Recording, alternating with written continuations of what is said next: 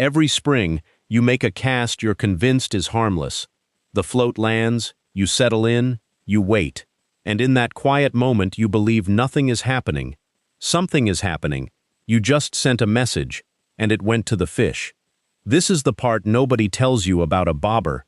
We treat it as our instrument. It floats for us, it dips for us, it reports to our eyes. One direction, bottom to top. But a float sits on the exact seam between two worlds. Your world of air and light, the fish's world of water and pressure. And nothing parked on that seam talks in only one direction. Welcome to Fishing Lab Explained. Today I want to walk you into an idea that sounds slightly paranoid the first time you hear it, and then permanently changes how you look at the most ordinary object in your tackle box. Your bobber is not a one-way bite indicator, it's a two-way radio. Information climbs up it to you, and information pours down it to the fish. And the classic round red and white plastic bobber, the one almost every one of us learned on, happens to be the loudest transmitter ever clipped to a fishing line, broadcasting in both directions at once. Here's the promise of the next few minutes. You'll understand the single design paradox buried inside every float, and why it means the most visible bobber you can buy is, by hard physics, almost always the worst one. You'll see the three separate moments where that paradox quietly hands your biggest fish to the angler down the bank. And you'll know exactly how to flip that two-way radio back to one-way. This was never old gear versus new gear. It's loud versus quiet. Let's get into it. Start with the paradox, because everything hangs off it. Ask any angler what they want from a bobber, and the answer is instant. I want to see it. So they buy big, bright, round, high-floating, something they can pick out at 60 feet through chop and glare. That instinct feels airtight, and it's mechanically backwards. Because a float has two jobs that physically fight each other. Job 1. Be buoyant and visible enough to read a bite. Job 2. Offer so little resistance that when a fish closes down on your bait, it feels nothing wrong and commits. And the exact property that nails Job 1, a big, high-floating, air-filled body, is the exact property that destroys Job 2. Buoyancy you can see from across the lake is buoyancy the fish has to shove against. Visibility and stealth aren't two dials you turn up together. They're a seesaw. Push one down, the other comes up. The round plastic sphere is the float that pushes visibility all the way to the top, which means it also pushes the thing the fish feels all the way to the top. It is the most seen float, and, by the same breath of physics, the most felt one. Hold on to that. We're about to watch it betray you 3 times. Betrayal 1. The landing. Picture the cast everyone makes. Heavy plastic float, split shot, baited hook. The whole rig arcs out and slaps down onto a calm, shallow, pre-spawn flat. To you, that's just fishing starting. To a big bluegill holding 3 feet away, it's a sudden, high-amplitude pressure event detonating out of nowhere, and fish carry dedicated neural hardware built for exactly one job. Flee that, instantly, before thinking. It's called the C-start, and it runs on a pair of giant neurons in the hindbrain called Mauthner cells. The mechanism is honestly beautiful. An abrupt sound or touch fires a single action potential in one Mauthner cell, which throws a one-sided muscle contraction that snaps the fish into a C and rockets it away from the source. And it is fast. The delay from startling stimulus to that cell firing runs about 5 to 10 milliseconds, with a couple more to the muscle itself, and across fish in general the whole escape launches somewhere inside 5 to 150 milliseconds. The fish hasn't decided anything. It's already gone before deciding was even on the table. This is a reflex carved by 100 million years of things lunging at and falling on fish. Now I'm going to be careful here because this is precisely where fishing content loves to invent numbers. You'll hear confident claims about an exact trigger speed. Ignore them. The real science is subtler and more useful. The thing that fires this reflex isn't a magic velocity. It's salience, how abrupt, how sudden, how high the onset of the disturbance is. So ask the obvious question, what is a big, rigid, air-filled sphere smacking flat onto still water, if not the single most abrupt, highest onset surface event you could possibly build? You didn't drop a mayfly, you manufactured the exact category of signal the entire escape system exists to run from. And here's the turn that reframes your whole season. The little fish usually stay. They haven't lived long enough to connect that splash to anything. But the slab, the genuinely big old panfish you drove out there for, is, in the most literal behavioral sense, educated. It has heard that identical sound thousands of times on a pressured lake, and on enough of them a hook followed. So the splash the dinks shrug off is the same splash that eases your trophy off the spot and into the brush before your float finishes settling. Then you catch 3 small fish, decide the big ones aren't here today, and leave. They were here. You announced yourself at the door. Betrayal 2. The silhouette. Early spring, before algae clouds the water, a lot of panfish water runs shockingly clear, bottom visible in 4-5 feet. And clear water opens a second channel, vision. From below, a fish looking up sees the surface backlit against bright sky, everything in silhouette. A fat, round, opaque ball is about the least natural shape in that whole window of light. Nothing a bluegill eats is a 3/4-inch perfect sphere hanging over its head. But the silhouette isn't even the sharp end of it. The shadow is. A panfish runs its entire life under aerial threat. Herons, kingfishers, ospreys, eagles. And the universal announcement of those predators is a sudden shadow sweeping the bottom. So shadow passing overhead is wired straight into the alarm system. Drop, freeze, fade. An opaque round float in direct sun lays a hard-edged shadow on the substrate right where your bait sits, and every gust or current twitch makes that shadow jump. You've parked a little artificial predator over the dinner table and set it flickering. A slim, translucent, or neutral-toned float barely interrupts the light at all. It throws almost nothing for the fish to react to. Same bait, same depth, completely different thing traveling down the channel. Betrayal 3, and this is the one quietly costing you the most fish, because you never even see it happen. The resistance. This is where the visibility paradox lands its hardest punch, and it comes straight out of Archimedes. The upward force on a submerged float equals the weight of the water it shoves aside. A big round bobber shoves aside a lot of water for its weight. It's mostly trapped air, so it carries enormous reserve buoyancy, a large, stubborn upward shove that has to be beaten before the float will sink an inch. Now drop in the biology. In cold pre-spawn water, panfish are cold-blooded animals running a slow metabolism. They don't chase and crush. They feed by suction, flaring the gills, inhaling a small slug of water and the bait with it, gently, in place. So live the moment of the bite. A big crappie eases up, inhales your jig, starts to turn, and instantly it meets resistance, not the soft nothing of real food, but the firm shove back of a fist of air refusing to go under. A real larva does not push against the fish's mouth. Your bobber does. And a fish that's been fooled before knows exactly what "this food pushes back" means.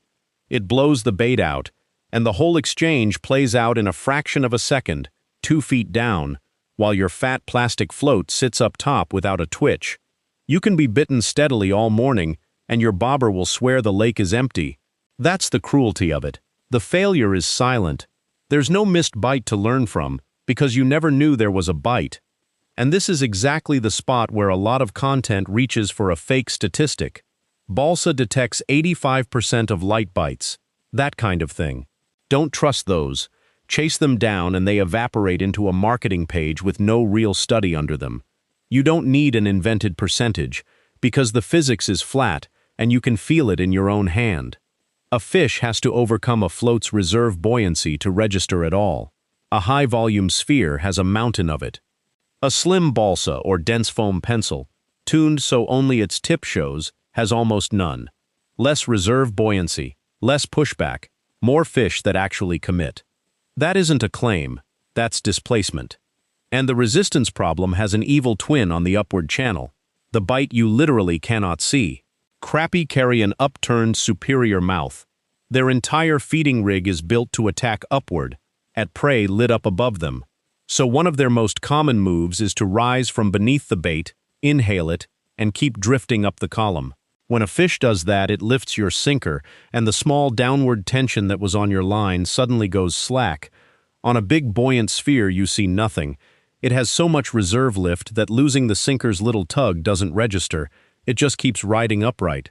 The single most common way a slab eats your bait is invisible on the float you bought for visibility.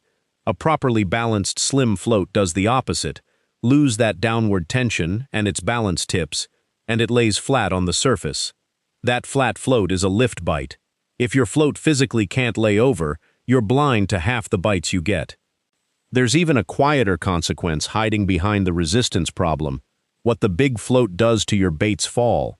To stand a fat, buoyant bobber upright, you're forced to hang a heavy split shot under it, and heavy lead drags your bait straight down like a dropped stone. But a real insect knocked into the water, a dying minnow, a nymph losing its grip, none of them sink like rocks. They flutter, they drift down slow. That slow fall is one of the single biggest strike triggers in all of panfishing, and the buoyant sphere quietly steals it from you by demanding heavy weight just to function. A low buoyancy float needs only a whisper of lead, and your bait pendulum's down slow and alive. So the big float doesn't just shout on the way down and shove on the bite, it kills the fall in between. So step back and count it. 3 downward signals, the alarm of the landing, the silhouette and shadow on the bottom, the shove back in the mouth, plus a ruined fall, plus 1 upward signal it can't even show you. The classic plastic sphere loses every one of them. Not because it's old, because it's loud. So how do we make the channel one way?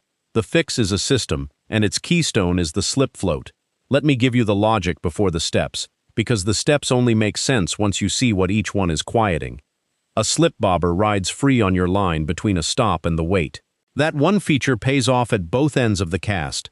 On the cast, the float slides all the way down to the sinker, so the whole rig flies as one compact aerodynamic mass, which means you can place it softly and accurately instead of heaving a wind-grabbing ball and slapping it flat. Quieter landing, signal 1, handled.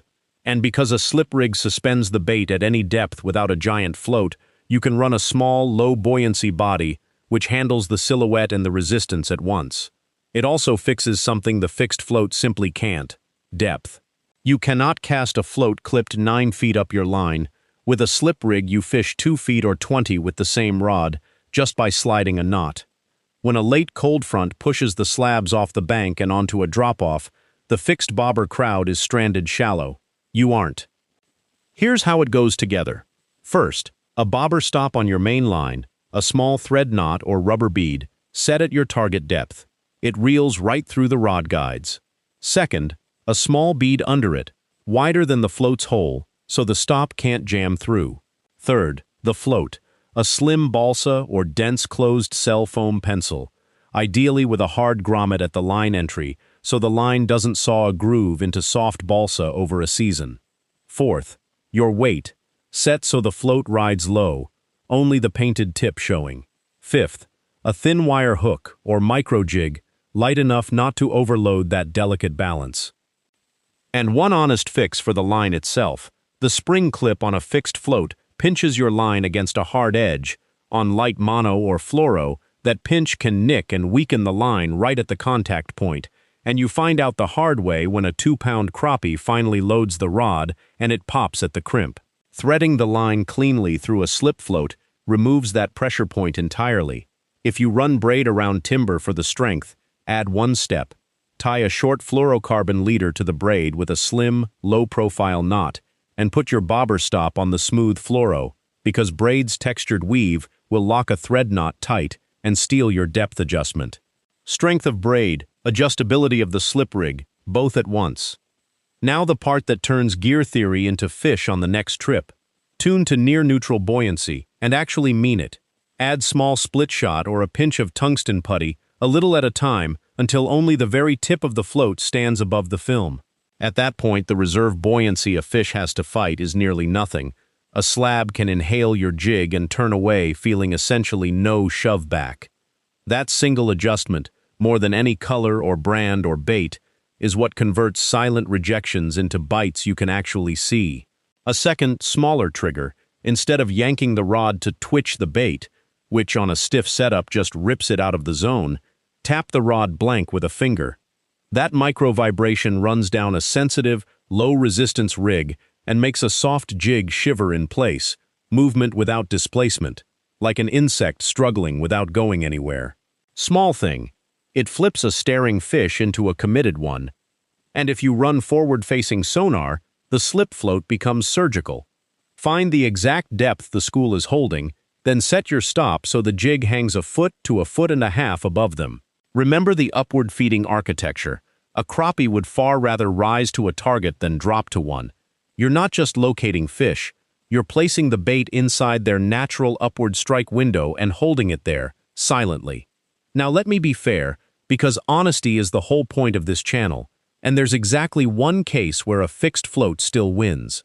At the peak of the spawn, when fish jam into water sometimes shallower than a couple of feet, you're casting to individual stumps and beds at constantly shifting depths, and the instant adjustability of a clamp-on can outrun sliding a stop knot, and in water that's skinny, a clamped float lays flat the very instant a shallow fish lifts the bait, the fastest lift bite read there is. But notice the fine print. It still has to be a slim balsa or foam pencil. Never the sphere. The sphere never wins. It only ever loses more quietly or less quietly. So here's where I'll leave you. Retire the big round red and white floats with real affection. Shelf them. They earned it.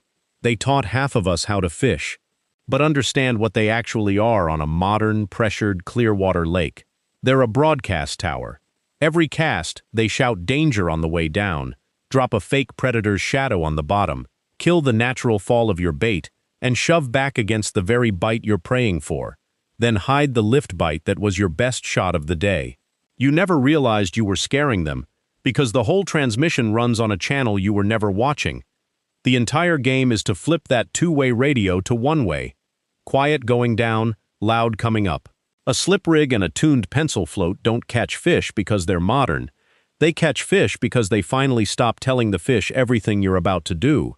Fish silent, and the big ones quit vanishing on you because they were never gone. They just heard you first.